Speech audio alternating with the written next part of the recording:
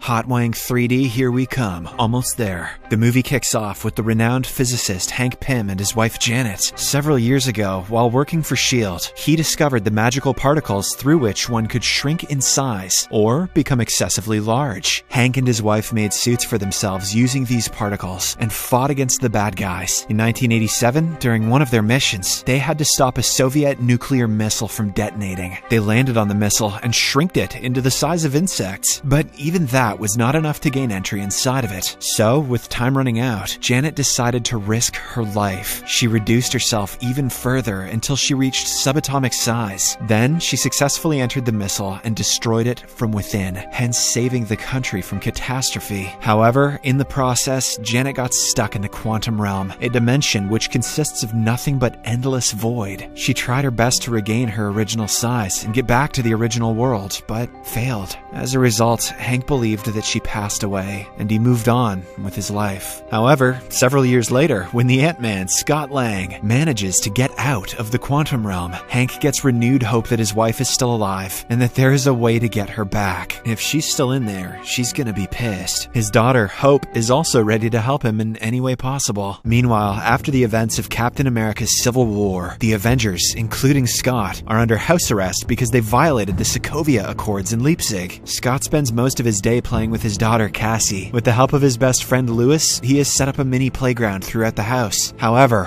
one day, when he accidentally breaks the fence with his feet, the FBI arrives to check on him. Detective Wu warns him to stay out of trouble, saying he only has 3 days of house arrest left. After that, he is free to go wherever he wants. Overjoyed by the revelation, Scott tries his best to pass the time. He plays the drums, practices magic, and does all sorts of stuff which he never imagined he'd do. But one day, when he gets into the tub to take a bath, he suddenly starts dreaming of playing hide-and-seek with Janet and a young Hope. Startled, he wakes up and immediately calls Hank. It is revealed that the two have not been in contact since his house arrest. Scott tells him that he had a strange vision about Janet, and conveniently forgets to mention it happened while he was in the bath. But Hank thinks he's joking and ends the call. A few moments later, Scott notices something flying around the house, but before he can investigate, it sedates him, causing him to pass out. When he wakes up, he finds himself being driven somewhere by Hope. It turns out she was the insect that was flying around his house earlier. She wants him to meet her dad and help him get Janet back. Scott agrees, but just then, he realizes that he is on house arrest. He yells at Hope for taking him away when he was only 1 day away from being released. However, she calms him down and explains that she took off his ankle bracelet and put it on a giant ant she found in the apartment. Now, the FBI will have no clue that he is out of the house. In the next scene, they arrive at the lab, where Hank seems to have created a tunnel to the quantum realm. Scott takes a brief look at it and then starts explaining about his dream in detail. Hearing this, Hank and Hope are stunned because Janet loved to play hide and seek. They deduce that Scott has somehow connected to her after spending some time in the quantum realm. This might also mean that Janet is trying to communicate through him, possibly to give away her exact coordinates. Meanwhile, Hank reveals that although the tunnel is almost ready, they are missing a key electronic component, so they are going to meet someone who can provide it for them. Before they leave, Hank shrinks the lab to the size of a briefcase and takes it with him. Surprisingly, a transparent figure is eavesdropping on them from nearby. The three arrive outside a restaurant, but only Hope gets in, while the guys stay inside the van and monitor the situation. Hope meets a black market dealer named Sonny Birch and asks if he has the component she is looking for. The latter says yes, but he wants a substantially large sum for it. When Hope tries to negotiate, Birch refuses, saying he has other clients who can give him a better deal. Upset, Hope pretends to leave, but the very next second, she changes into her wasp suit and starts fighting with Birch's goons. She has blasters and other high-tech gadgets on her suit, with the help of which she easily defeats them. Hope then approaches Birch and snatches the component from him, but as she's walking away, the transparent figure from earlier attacks her. It is able to pass through any solid, which makes Hope's attacks useless. When the situation gets out of hand, Antman also joins in on the fight. However, even with all of his expertise, the transparent figure manages to get away with the components. To make matters worse, it also gets inside Hank's van and steals his briefcase. The old man is furious and devastated, as the lab was his only hope of getting Janet back. After a while, while, Scott brings the father-daughter duo to his friend Lewis's office because he believes that home is not safe anymore. The three then start thinking of ideas to get the briefcase back. Scott asks Hank if he knows someone who can help them in this situation, and the latter brings up his former friend Bill Foster. It is revealed that they were very close in the past, but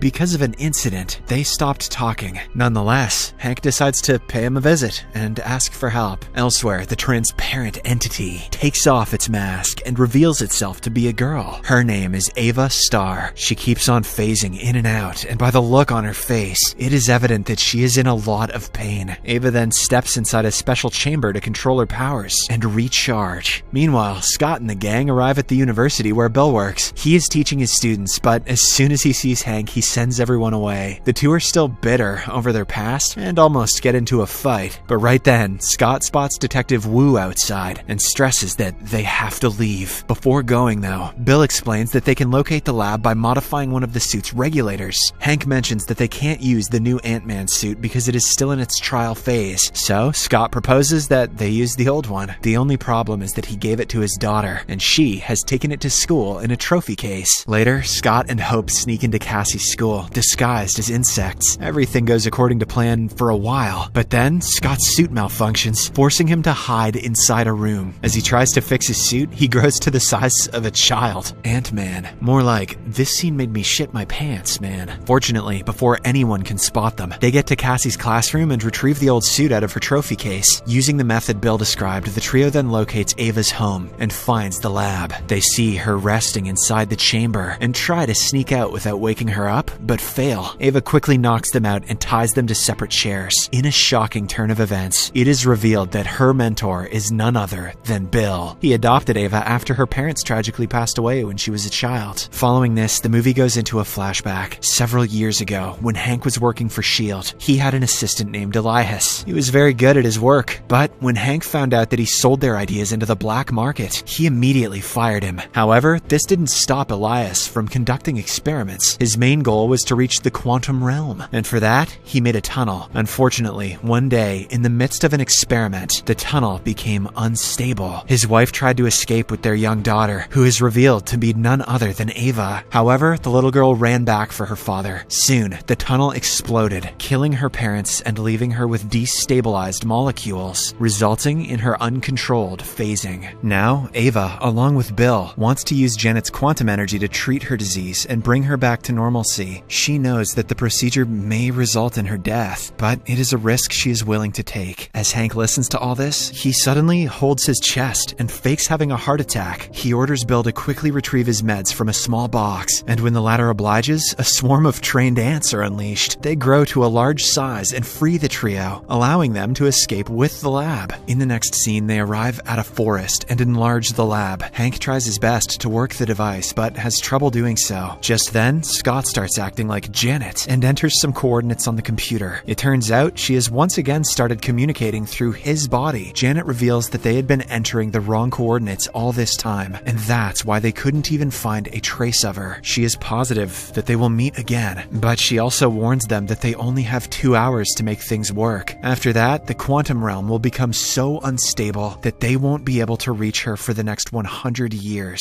Elsewhere, the black market dealer Birch and his goons swarm Lewis's office and ask him where Scott is. As expected, Lewis refuses to betray his friend, but he eventually speaks up when Birch injects him with a truth serum. Just then, Ava appears out of nowhere, threatens the goons to stay away from Scott, and flees. It turns out she was secretly overhearing their conversation, and now she also knows where the secret lab is based. Meanwhile, Birch calls the FBI and informs them that Scott is currently out, violating his house arrest. Fortunately, right after they leave, Lewis calls his best buddy and warns him to return home as soon as possible. Scott, using his special suit, pulls a Bueller and manages to do that in the nick of time. In the forest, Hope and Hank shrink their lab and are about to leave when suddenly the FBI surrounds them. One of the cops tries taking the lab away, but Ava arrives there, knocks him out, and takes the lab for herself. When Scott gets wind of this, he immediately breaks the father-daughter duo out of the FBI headquarters, using his trained ants. Lewis also arrives there and decides to join them. Following this, they track the lab to a building where Bill has already started his experiments. However, he doesn't make much progress as the giant ants quickly surround him. Then, Hank uses his old suit and goes inside the quantum realm. Ava to find Janet. After the lab is shrunken again, Ava suddenly arrives and starts attacking Scott, who is now transformed into Antman. In the meantime, Lewis and Hope escape in a vehicle. After a while, Scott tricks Ava and joins his friends in the car, but they are soon chased by Birch and his men. In the midst of all the chaos, Scott turns into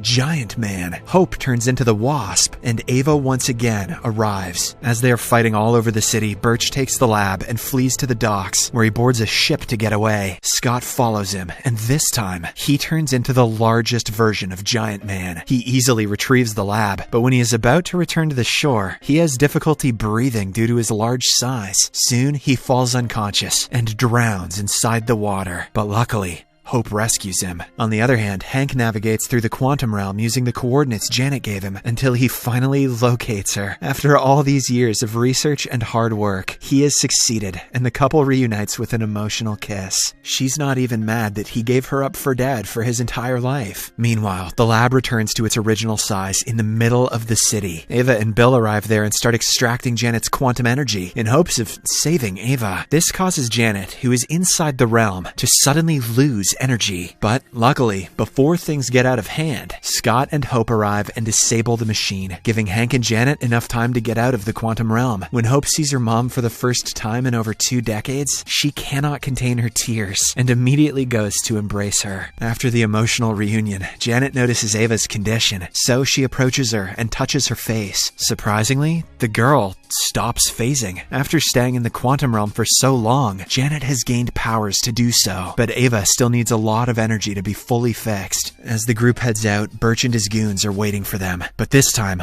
Lewis incapacitates them with the help of his friends. Soon, the police arrive at the scene and arrest the bad guys. Meanwhile, after the videos of Antman emerge on the news, Detective Wu believes that Scott has violated his house arrest. He quickly goes to check, but to his surprise, Scott is there. Impressed by his sincerity, Wu declares that his house arrest is finally over. In the final scene, the movie appears to end on a happy note. Hank and Janet start living happily near a beach. Lewis finds a wealthy client, and Hope and Scott start a relationship. In the post-credits scene, however, things go south. The scientist couple and Hope set up the quantum tunnel and have Scott enter it to bring back some quantum energy for Ava. However, when he is about to return, Big Dick Big Daddy Thanos snaps his fingers and wipes out half of the Earth's population. Unfortunately for Scott, Hank, Janet, and Hope are all gone. He is left clueless about what happened as the radio suddenly goes silent. Scott is now trapped in the quantum realm, with no way of escaping it. The movie ends as we are shown a small montage of the deserted city of San Francisco. Half of the population has vanished, but inside Scott's home, the large ant is still alive and enjoying himself on the drum set. Thank you for watching a mystery recap. See you next time. I'll be here again.